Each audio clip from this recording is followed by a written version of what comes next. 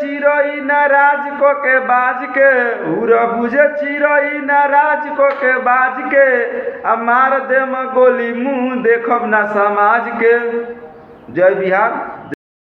Hello guys, नमस्कार, प्रणाम। कैसे आप सब? उम्मीद करते हैं आप सब अच्छे होंगे। हमारी न्यू ब्लॉग वीडियो में आपका स्वागत है। वीडियो में शुरू से अंत तक बन रहेगा। वीडियो में बहुत कुछ दिखाएंगे और बहुत कुछ बताएंगे।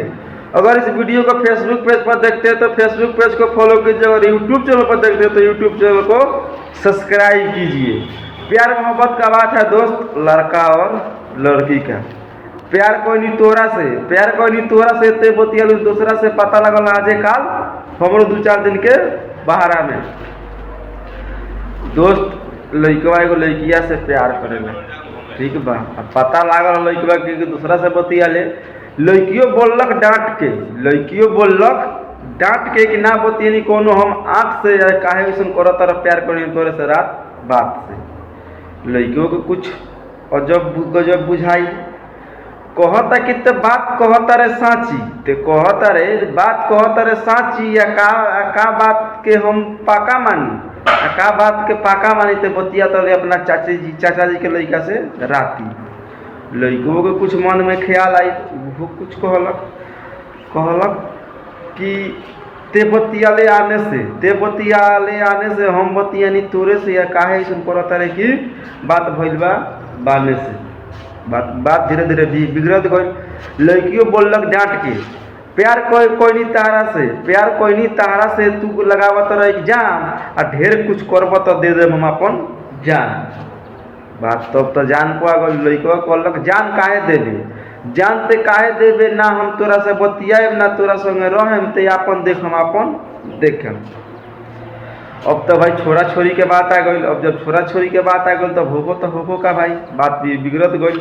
लड़कियों कहलक कि तू जितना संग ले ले बारा हमार माँ जाओ, अब तारा के दीवार हम थाने में साजा। अब तो थाना तले बात है। लड़कियों कहलक कि हमरो लगे कुछ सबूत बा, हमरो लगे कुछ सबूत बा, अगर हम जाए जेल तो तोरा के ना खेले देम खेले। अब खेला खेली के बात आ गई। लड़कियों कहलक कि बात ढेर बिगड़ता। दुनू जना भइल एक दिन मीटिंग, आ वह संसद में वह दुनू जना भइल एक दिन मीटिंग, आ गाँव जर में पहुँच गई एगो छोटी चुकी चीटी।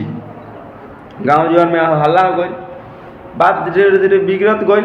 अब लड़कों कहलक कि छोड़ा जाए दो, भइल तो भइल, अब तू अपन देखो हम अपन देखे। वही बात पर एगो लड़कवा कहता, उड़ बुझे चिरई नाराज को के बाज के, उड़ बुझे चिरई नाराज को के बाज के, मार दे गोली मुंह देखब ना समाज के। तो दोस्त प्यार मोहब्बत थोड़ा सोच समझ के किया करो, नहीं तो आने वाला समय में बहुत रोना पड़ेगा। एक बार फिर इस गाना को दोहरा देते हैं। उड़ बुझे चिरई नाराज को के बाज के, उड़ बुझे चिरई नाराज को के बाज के, आ मार दे गोली मुंह देखब ना समाज के। जय बिहार, जय बिहारी। अगर इस वीडियो आपको अच्छा लगा होगा तो इस वीडियो को जरूर शेयर करें।